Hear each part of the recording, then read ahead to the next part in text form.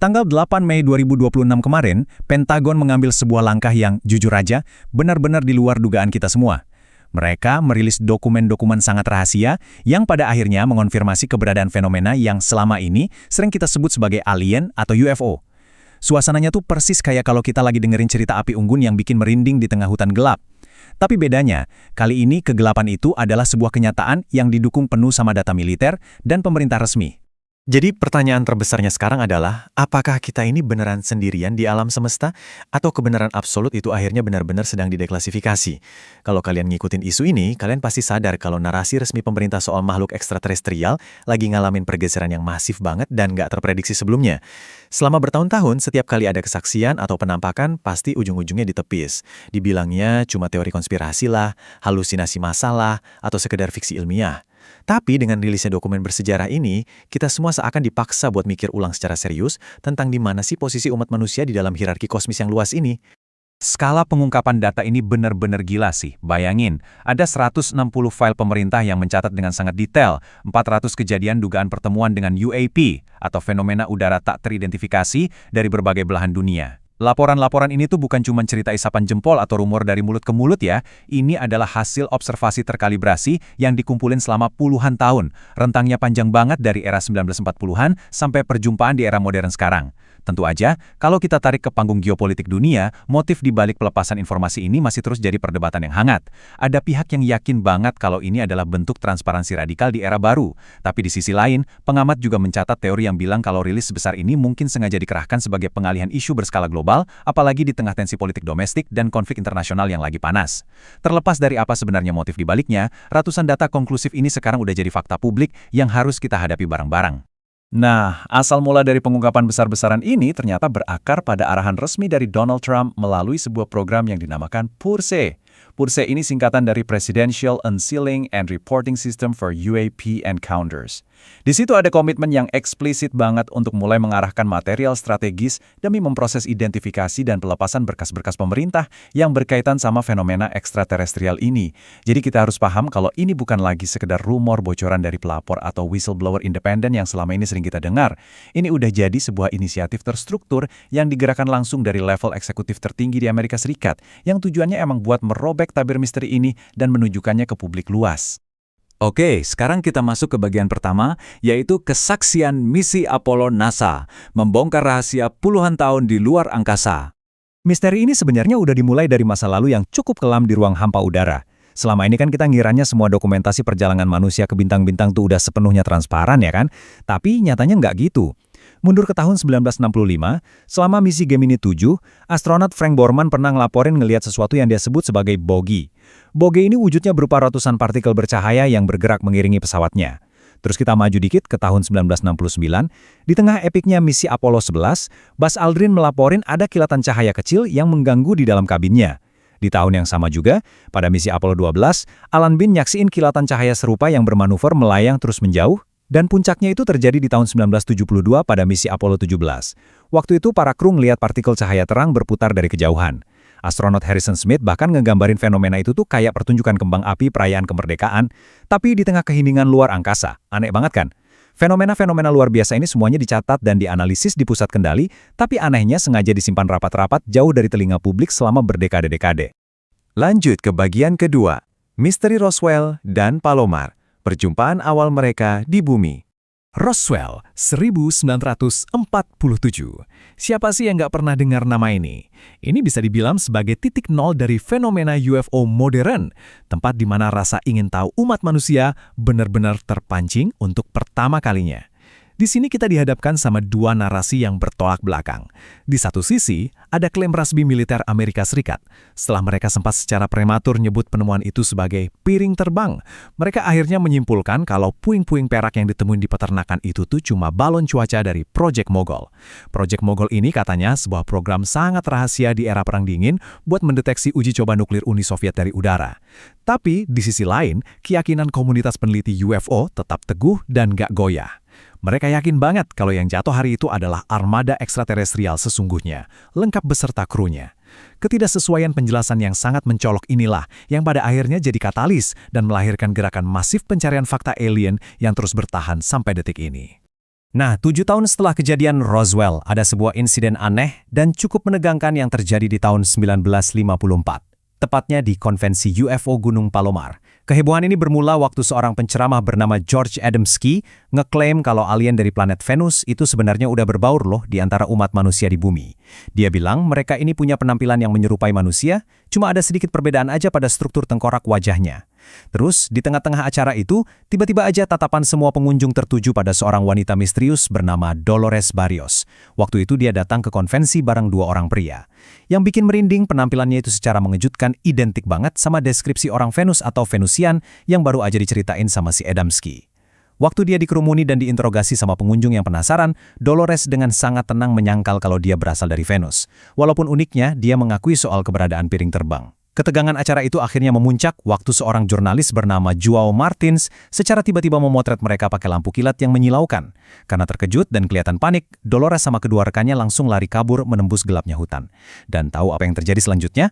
Hanya berselang beberapa saat setelah mereka lari, para saksi mata di konvensi itu ngeklaim melihat sebuah pesawat piring terbang melesak lepas landas dari arah pepohonan tempat mereka ngilang. Serem kan? Sekarang kita masuk ke bagian ketiga. Ini yang paling dekat sama kita. Jejak alien di Indonesia, perjumpaan jarak dekat di tanah air sendiri. Mungkin banyak dari kalian yang mikir UFO itu cuma ada di Amerika ya. Tapi ternyata, sebuah insiden mengerikan namun nyata pernah terjadi di wilayah Nusantara kita, tepatnya di Pulau Alor pada tahun 1959. Kisah ini nggak main-main loh, didokumentasikan dengan sangat serius oleh mendiang mantan Jenderal TNI Angkatan Udara Bapak Jacob Salatun. Beliau mencatat ini berdasarkan kesaksian langsung dari Kepala Polisi Alor waktu itu, Bapak Alwi Alnadadat. Semuanya bermula dari rentetan laporan warga desa yang merasa diteror oleh kedatangan makhluk-makhluk aneh. Ciri-cirinya spesifik banget, kulitnya kemerahan, rambutnya perak bersinar, pakai pakaian semacam tunik warna biru, dan mereka bawa-bawa senjata logam bentuknya kayak tabung silinder gitu. Waktu mereka dikepung dan diserang warga pakai anak panah, makhluk-makhluk ini tuh bergeming aja, layaknya punya perisai kebal gaib. Situasi makin panas waktu aparat kepolisian akhirnya terpaksa turun tangan dan ngelepasin tembakan peluru tajam dari jarak yang sangat dekat. Cuma sekitar 13 meter. Anehnya, entitas itu sama sekali nggak terluka. Nggak ada setetes darah pun yang tumpah. Yang ada malah cuma sisa bekas peluru yang nembus batang pohon di belakang mereka. Terus, dengan gerakan yang seolah menentang gravitasi, mereka melompat setinggi kepala manusia dewasa dan lenyap gitu aja ke dalam rimbunnya malam. Cuma ninggalin jejak kaki berbentuk aneh di tanah. Peristiwa semacam ini ternyata nggak cuma terbatas di kepulauan yang terpencil aja. Catatan kelam ini malah diperkuat sama pengakuan yang sangat mengejutkan dari elit militer Indonesia sendiri. Bayangin, Jenderal A.M. Hendro Priyono pernah ngasih kesaksian langsung kalau beliau pernah nyaksiin sebuah piring terbang mendarat dengan senyap di kawasan Senayan. Itu terjadi jauh sebelum megahnya Stadion Gelora Bung Karno dibangun. Waktu hamparan di sana tuh masih berupa tanah merah. Dan bukan cuma observasi darat loh. Di udara, Marsikal TNI Angkatan Udara Fajar Adrianto pernah melakukan intersepsi yang sangat dramatis terhadap sebuah objek UAP yang melesat di atas laut selatan Jawa di dekat Banyuwangi. Rentetan kejadian luar biasa ini seakan menegaskan ke kita kalau fenomena ekstraterestrial ini emang secara aktif melintas dan bermanuver tanpa hambatan di dalam wilayah udara strategis kita sendiri. Nah, kalau kita bawa lini masa lokal ini ke era yang lebih modern, fenomena ini ternyata nggak nunjukin tanda-tanda berhenti sama sekali. Kalian pasti ingat dong kemunculan fenomena crop circle yang sangat kompleks di Sleman, Yogyakarta beberapa tahun lalu? Itu adalah sebuah pola geometris raksasa dengan perhitungan matematika yang sangat presisi. Dan anehnya, pola itu muncul di ladang persawahan cuma dalam waktu semalam. Logikanya, kemunculannya itu mustahil banget dibikin secara instan sama manusia biasa tanpa bantuan alat berat dan tanpa terdeteksi satu orang pun. Terus, kalau kita melompat ke laporan tahun 2026, yang dokumennya baru aja dideklasifikasi ini, ada kejadian di mana sebuah drone aneh, bentuknya menyerupai bintang laut, terekam sangat tajam, dan bahkan sempat dicegat oleh pesawat patroli militer CN-235 kebanggaan kita pas lagi memantau wilayah udara perbatasan di Natuna. Eksistensi mereka ini pelan-pelan malah kerasa makin terang-terangan ya di langit kita. Kita masuk ke bagian keempat, hubungan antara uap dan nuklir. Sebenarnya, ngapain sih mereka jauh-jauh datang ke sini?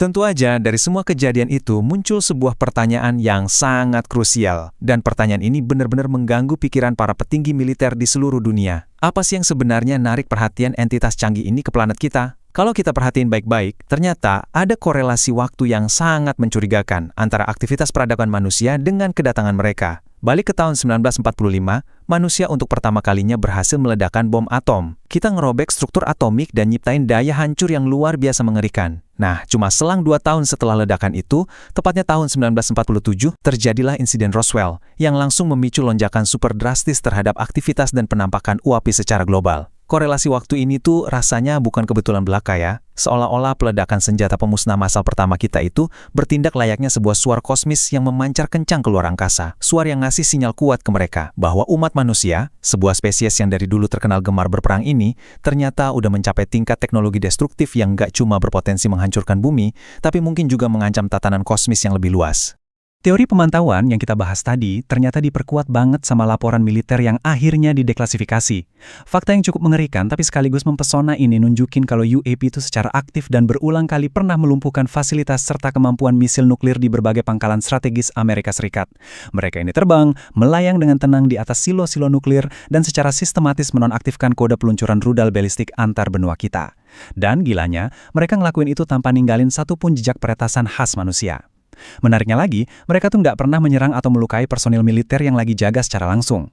Mereka ini seolah-olah bertindak sebagai pengawas yang diam, menetralisir senjata kita yang paling mematikan kalau dirasa udah kelewatan. Dari sini, timbul spekulasi yang sangat mendalam. Jangan-jangan mereka emang memantau kita layaknya penjaga kebun binatang ya? Memastikan supaya spesimen di dalamnya, yaitu kita sendiri, nggak memicu hari kiamat nuklirnya sendiri. Nah, disinilah kita mulai mengenal sebuah entitas yang secara spesifik disebut sama militer sebagai ORBS. ORBS ini pada dasarnya adalah drone pengintai tingkat lanjut. Wujudnya berupa bola logam, nggak punya sayap, dan yang jelas ini bukan hasil rekayasa teknologi umat manusia saat ini. ORBS ini kerap banget rekam tajam sama kamera infrared pesawat tempur canggih militer. Mereka kelihatan bermanuver di luar nalar, benar-benar melampaui hukum fisika dasar yang kita pelajari di sekolah. Bayangin aja, mereka mampu berakselerasi dengan kecepatan hipersonik yang mustahil banget dilakukan tanpa ngasilin ledakan sonik atau sonic boom. Mereka juga nggak punya sistem daya dorong konvensional, dan anehnya, nggak ada sama sekali emisi panas gas buang yang terdeteksi.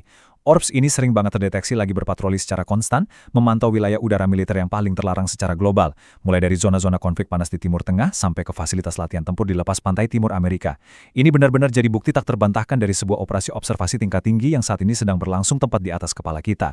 Bagian kelima, sekaligus yang terakhir, mempersiapkan diri kita untuk era keterbukaan alien, sebuah peristiwa yang diklasifikasikan sebagai Black Swan. Kalian tahu nggak, jauh sebelum lautan dokumen resmi dari Pentagon ini membanjiri publik, mantan Presiden Amerika Serikat Barack Obama itu sebenarnya pernah ngasih sebuah pengakuan yang agak rahasia di salah satu acara bincang-bincang loh. Waktu itu beliau dengan wajah serius dan lugas menyatakan sebuah kalimat yang bunyinya kira-kira begini. Mereka itu nyata, tapi saya belum melihatnya, dan mereka tidak disimpan di area 51. Pernyataan yang lumayan singkat dari seorang mantan panglima tertinggi ini sebenarnya punya bobot yang berat. Secara objektif, ucapan beliau ini langsung menghapus mitos-mitos fiksi ala Hollywood soal eksperimen di ruang bawah tanah area 51, tapi di saat yang bersamaan justru mengkonfirmasi dengan sangat tegas realitas fisik dari eksistensi fenomena ini. Dampak dari keterbukaan brutal yang lagi kita alami ini bakal membawa kita pada sebuah kondisi psikologis masif. Para akademisi nyebut kondisi ini sebagai ontological shock atau kejutan ontologis. Jadi ini tuh bukan sekedar pergeseran paradigma biasa ya. Ini adalah sebuah kehancuran total, 180 derajat atas cara pandang umat manusia terhadap jalinan realitas itu sendiri. Konfirmasi absolut bahwa ternyata kita bukan satu-satunya makhluk cerdas di alam semesta, dan yang lebih bikin mental down, fakta bahwa kita mungkin aja kalah puluhan ribu tahun secara evolusi dan teknologi dari mereka, itu diperkirakan bakal mengguncang keras fondasi terdalam dari ego, filsafat, dan bahkan makna eksistensi umat manusia. Karena skala ancaman kekacauannya itu ada di luar preseden sejarah kita, lembaga-lembaga konsultan global raksasa kayak Deloitte aja sampai harus turun tangan merumuskan domain mitigasi risiko khusus buat skenario Black Swan ini. Coba kita pikirin logisnya ya. Kalau misal pendaratan massal atau kontak terbuka itu benar-benar terjadi besok pagi, setiap negara kan harus udah punya cetak biru buat mastiin kelangsungan infrastruktur dasarnya, kayak listrik dan air.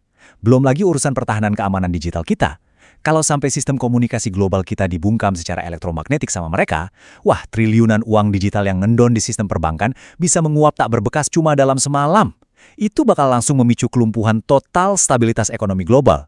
Terus belum lagi ancaman kepanikan sosial yang masif, potensi penjarahan di mana-mana, dan pastinya benturan yang sangat dahsyat terhadap tatanan agama serta budaya kita ketika doktrin-doktrin kuno peradaban kita harus dihadapkan langsung sama kenyataan kosmis yang baru ini. Semua persiapan pragmatis dan terukur ini sekarang lagi serius banget digodok di dalam ruang-ruang tertutup di level tertinggi pemerintahan dunia. Nah, sebagai bentuk mitigasi yang lebih nyata, berbagai negara sekarang mulai nyusun protokol pertahanan global mereka sendiri.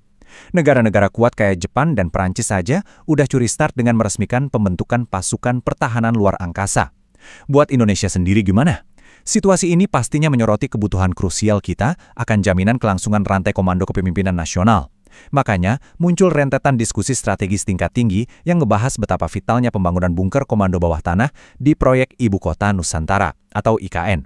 Bunker ini disiapkan sebagai titik evakuasi terakhir buat para pemimpin negara kita kalau skenario terburuk terjadi. Dan yang gak kalah penting dari semua itu adalah manajemen informasinya. Narasi informasi krisis ini harus dirancang sedemikian rupa supaya bisa disampaikan secara bertahap dan transparan. Pemerintah harus terus berkoordinasi secara erat dengan para tokoh agama serta figur otoritas, semuanya demi mencegah terjadinya histeria massal di masyarakat. Pada akhirnya, penelusuran panjang kita dari seluruh dokumen kesaksian sejarah sampai data intelijen yang udah dideklasifikasi ini, semuanya mengerucut pada satu pertanyaan penutup. Pertanyaan yang jujur aja kayaknya bakal terus menghantui peradaban kita ke depannya. Kalau kebenaran yang selama ini kita cari itu ternyata nggak lagi berada jauh di luar sana, di antara miliaran bintang, melainkan diam-diam udah ada di sini, melayang tanpa suara di atas kota-kota kita. Apakah kita ini udah benar-benar siap untuk membagi dunia kita dengan mereka? Suka atau nggak suka, tabir kegelapan itu sekarang udah benar-benar dirobek. Dan babak baru yang mungkin bakal jadi babak paling menakutkan, sekaligus paling menakjubkan bagi sejarah umat manusia, baru aja dimulai. Coba kalian renungkan baik-baik kenyataan ini. Terima kasih udah ngikutin eksplorasi kali ini,